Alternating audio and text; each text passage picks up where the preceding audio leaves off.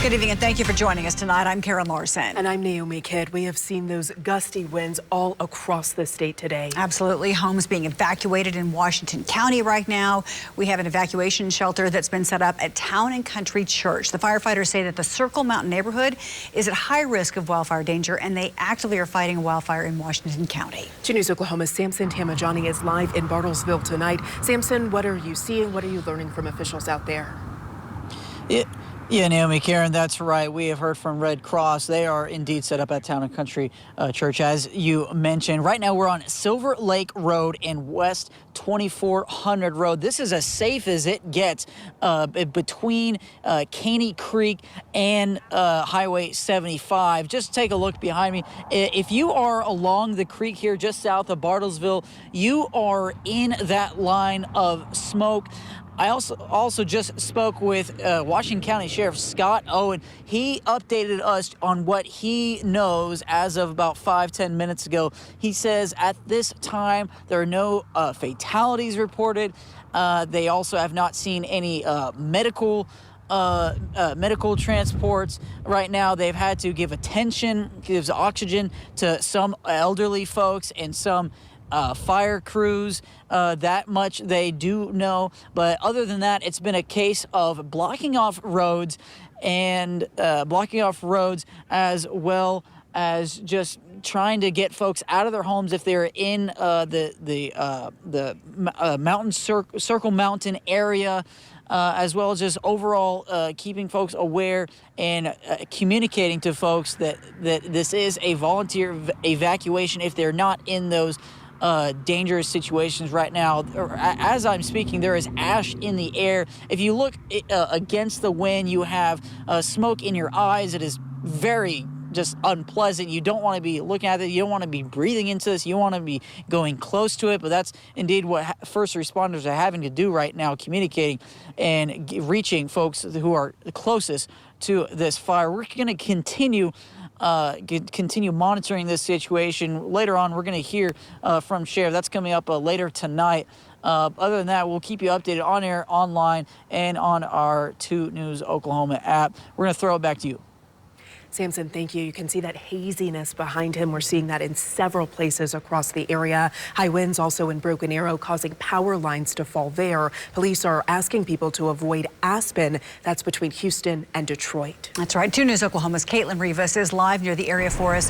So, Caitlin, I imagine you ran into quite a bit of traffic just trying to get to the scene.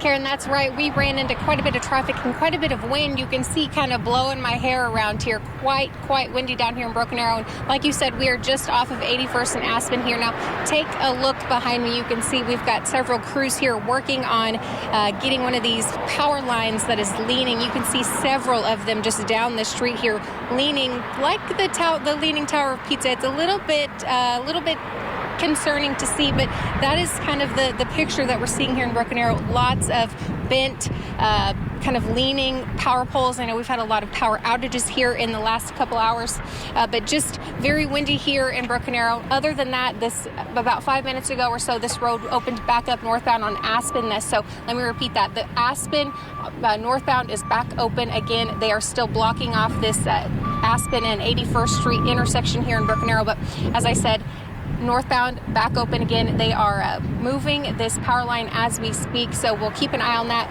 and we'll let you know if anything else happens. Live in Broken Arrow, Caitlin Rivas, 2 News, Oklahoma. All right, from Tulsa County, we want to head over to Creek County now, where firefighters are evacuating homes. It's happening near South 441st West Avenue and 61st Street. Emergency managers saying that fire is out of control. 2 News Oklahoma's Justin Ayer is live there in that area. Justin, you've gotten a chance to talk with someone who told you that a home nearby was burned? That's right, Naomi, Karen. I can tell you, though, from what I'm seeing right now, we have not seen that home yet. We're going to find it later. What we're seeing, though, is some residual flames, not big flames. I mean, take a look at this here. You got like a piece of rubber here. You can still see some small flames there, but nothing too crazy at this point. But what I really want to show you, I think this really paints a good picture for everybody here, is take a look at this valley and all the haziness from this fire. You can just see it just spans miles of just pure smoke, haze. So you can tell that this fire clearly, as people were saying, was not in control earlier this afternoon, but now, as we're about 2.5-ish hours in, it is definitely starting to die down. But if you were to come through this area, as I said earlier, there are a lot of homes, so it's definitely something you want to watch out for, especially if you may know somebody that lives here or potentially you have a home here. You've definitely gone out of your home at this point, because it's clearly not safe to be out here if you live in this area. As of right now, though, just how I'm feeling, it's very smoky. I can feel it in my lungs. It's hard to breathe. We're coughing out here every now and then, so it's definitely dying down for sure. But you can tell that this thing was clearly a monster just earlier in the afternoon. We're going to continue to span the area. We're told by one neighbor that a house is destroyed. We have yet to find that house yet. But we're going to keep looking around, and we'll be sure to let you know what we find, guys. All right, that's our Justin Air reporting live from the Manford area for us tonight. We also want to remind you, a reminder issued by Tulsa Police about the importance of yielding to emergency vehicles. They shared a visual reminder on the department's Facebook page. Take a look at these pictures. They are incredible.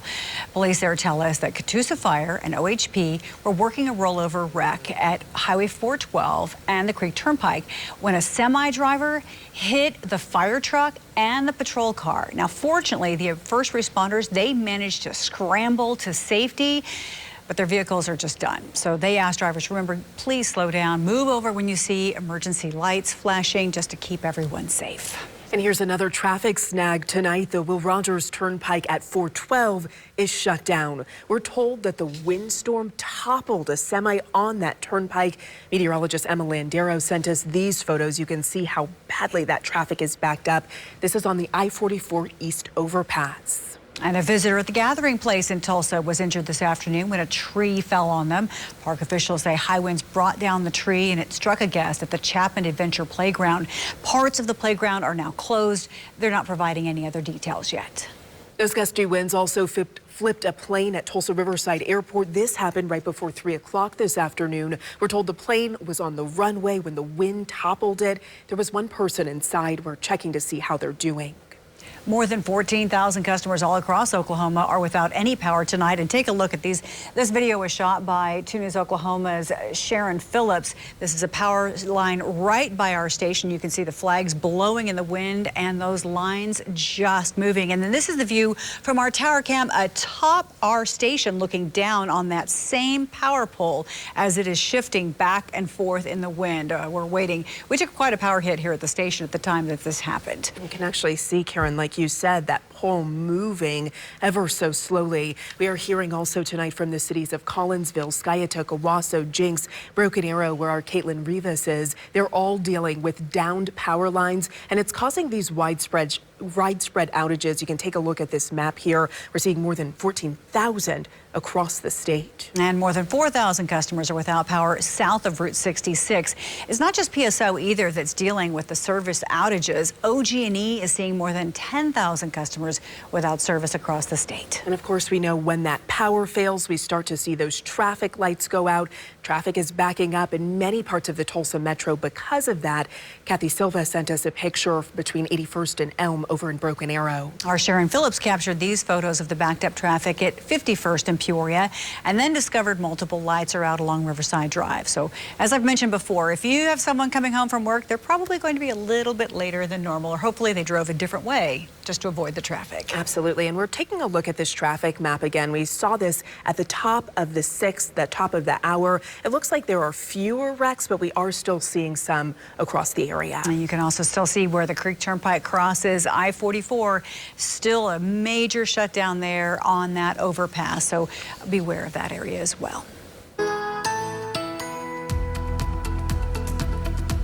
And Brandon, it's almost like something we've never seen. All of this wind all across the area.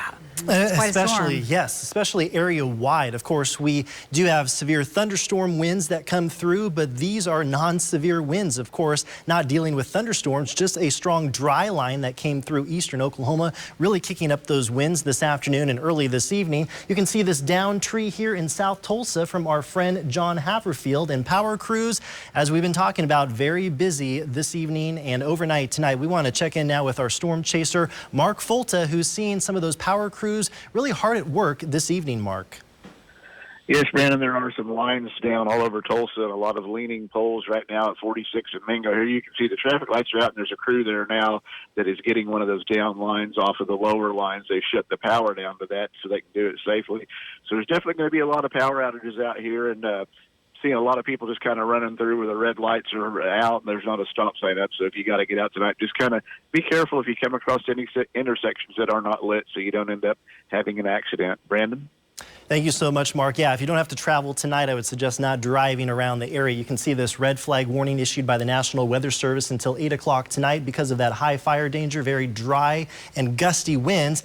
And this is a high wind warning, including the Tulsa area, with those gusts between 50 and 60 until 7 o'clock tonight. Wind advisory elsewhere, those gusts upwards of 50 until 7. We see those gusty winds right now, really subsiding those winds after about 8 o'clock tonight. Very low relative humidity, now down to around 12% in Oilton. Murky conditions because of the wildfire smoke and also the dust. We have those temperatures down into the upper 50s later tonight at 10. So coming up, cooler temperatures tomorrow. We're going to talk about that and the next chance for rain. We'll be right back.